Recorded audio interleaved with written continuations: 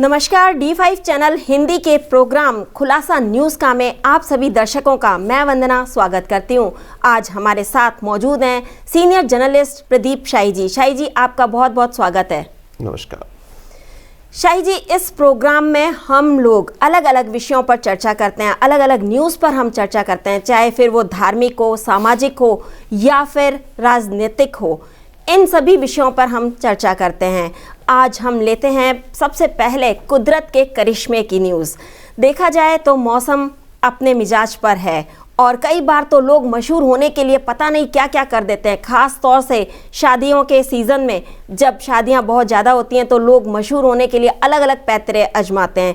लेकिन हिमाचल में कुछ ऐसा कुदरत ने खुद ही कर दिया कि दूल्हा दुल्हन अपने आप मशहूर हो गए। ऐसा क्या हुआ हिमाचल में? वंदना जी, बिल्कुल आपने सही कहा। हिमाचल में सिरमौर जिले में एक खास घटना हमारे सामने आई, जो शादी एक रोमांचक स्थिति में पैदा हो गई। आमतौर पे शादियां कार में, घोड़े पर या घोड़ी पर या फिर हेलीकॉप्टर में दिखाई देती हैं, परंतु सिरमौर जिले में बर्फ़ इतनी ज़्यादा पड़ने के कारण स्थितियां इतनी गंभीर हो गई कि दूल्हा और दुल्हन को एक दूसरे से मिलने के लिए जेसीबी मशीन का सहारा लेना पड़ा।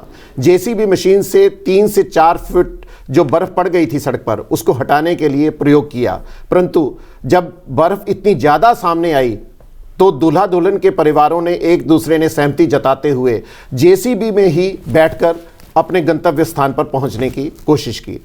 इस मामले को देखते हुए कुछ अन्य घटनाएं भी हमारे सामने आई हैं। इसके अलावा भी सिरमौर जिले के एक और शादी भी सामने दिखाई दी, जिसमें दूल्हा दुल्हन को पैदल ही अपने घर पर पहुंचना पड़ा और वो भी तकरीबन 20 किलोमीटर का सफ़र। और ये शादियां दोनों एक ऐसी यादगार शादियां बन गई हैं जो शायद उन परिवारों को लंबे समय तक याद रहेंगी। बिल्कुल ठीक कहा आपने। कुदरत का करिश्मा अपने आप हो जाता है और कई बार तो लोग मशहूर होने के लिए पता नहीं क्या क्या कर देते हैं।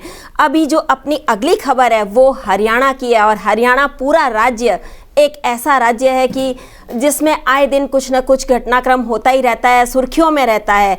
इस बार भी 26 जनवरी को हरियाणा सुर्खियों में रहने वाला है। उसके पीछे क्या वजह है? जी, करनाल जिले में कल 26 जनवरी का समागम होने जा रहा है। हमारी गणतंत्र दिवस की परेड होने वाली है। वहाँ पर वहाँ के गृह राज्य मंत्री अनिल विज करनाल में एक 100 फीट ऊंचा तिरंगा झंडा फहराने जा रहे हैं। ये पहली बार देखा जा रहा है कि हरियाणा में इतनी ऊंचाई पर तिरंगा झंडा फहराया जा रहा है।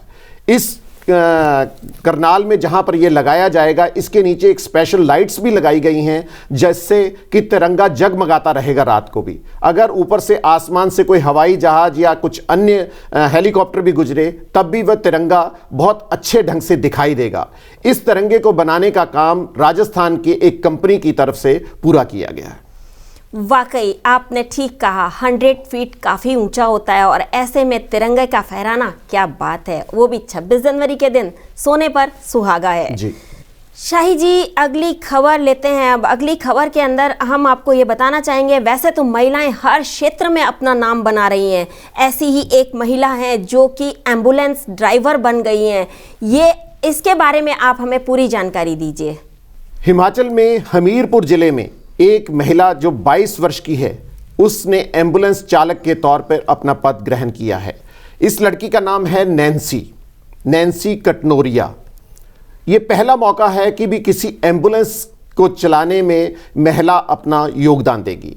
इससे पहले, अगर कुछ समय पहले आपको याद होगा, तो दिल्ली में मेट्रो रेलवे स्टेशन पर भी मेट्रो को चलाने का काम एक महिला की ओर से किया गया था। वैसे आमतौर पर महिलाएं हर क्षेत्र में अपना परचम लहरा रही हैं, चाहे वो अंतरिक्ष में जाने का हो या फिर रेलगाड़ी चलाने का हो या फिर हेलीकॉप्टर चलाने का हो या फिर हमारे एयरलाइंस में भी और फाइटर जेट चलाने में भी भारतीय महिलाएं अपना पूरा योगदान दे रही हैं। परंतु ये पहला मौका है कि भी किसी एम्बुलेंस को चलाने के लिए किसी महिला ने अपना नाम आगे पेश किया है, और वो भी हिमाचल जैसी जगह में जहाँ की पहाड़ बहुत ज़्यादा है, रास्ता बहुत कठिन है। ऐसे में एम्बुलेंस चलाना और भी जोखिम भरा है। तो महिलाएं कहीं भी किसी भी क्षेत्र में पीछे नहीं रही हैं। अब रुक करते हैं अगली खबर का। चुनाव सरगर्मियां जोरों शोरों पर हैं, ऐसे में बात करते हैं यूपी इलेक्शन की। तो यूपी में इलेक्शन होने वाले हैं और वहां पर हरियाणा के पूर्व मुख्यमंत्री और उनके बेटे को स्टार प्रचारक के रूप में लाया जा रहा है। तो हरियाणा से यूपी तक का सफर क्यों ये? वंदना मैम, ये बिल्कुल आपने सही कहा। राजनीति में समुदायों को और जातिगत विभाजन करने के लिए हर राजनीतिक दल अपने अपने स्टार प्रचारकों को पेश करने में आगे रहती है। वहाँ पर भी यूपी में भी अगर देखा जाए तो जाट समुदाय बहुत बड़ी संख्या में है।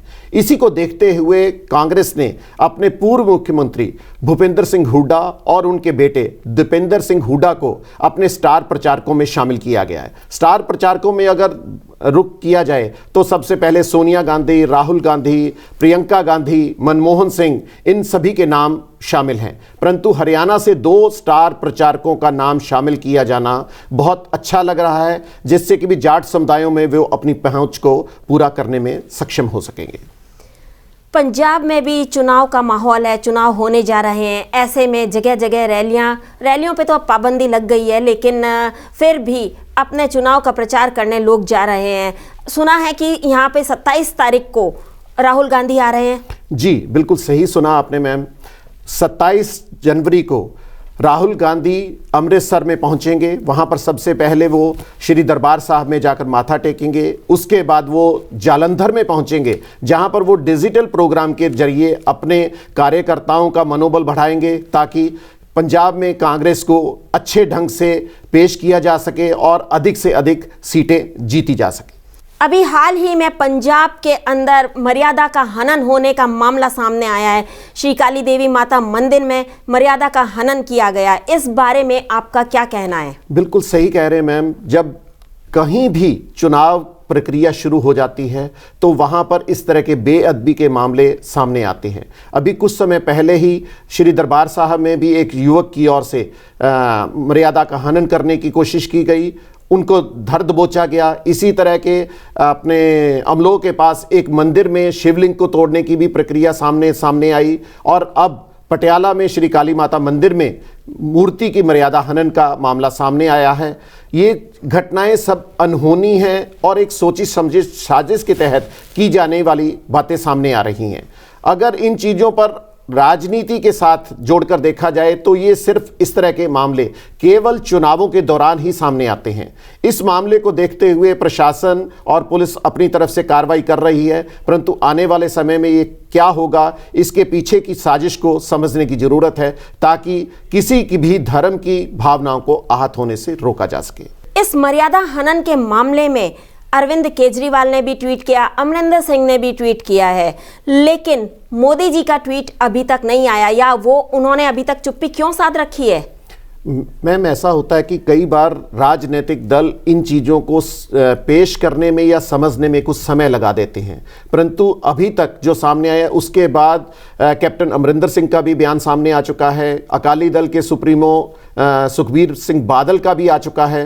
तो ऐसा लग रहा है कि भी सभी राजनीतिक दल अपनी अपनी इसमें राजनीतिक रोटियां सेकने की ज़्यादा कोशिश में लगे हैं, जबकि इस मामले को सुलझाने में किसी का भी कोई ठोस कदम सामने दिखाई नहीं दे रहा है। बिल्कुल ठीक कहा शाही जी आपने कि चुनावी सरगर्मियों में ऐसा कुछ देखने को जरूर मिलता है। शाही जी, आप यहाँ आए, आपका बहुत बहुत धन्यवाद। नमस्कार। अगले प्रोग्राम में हम फिर से ताज़ा तरीन खबरों के साथ में हाजिर होंगे। तब तक के लिए नमस्कार।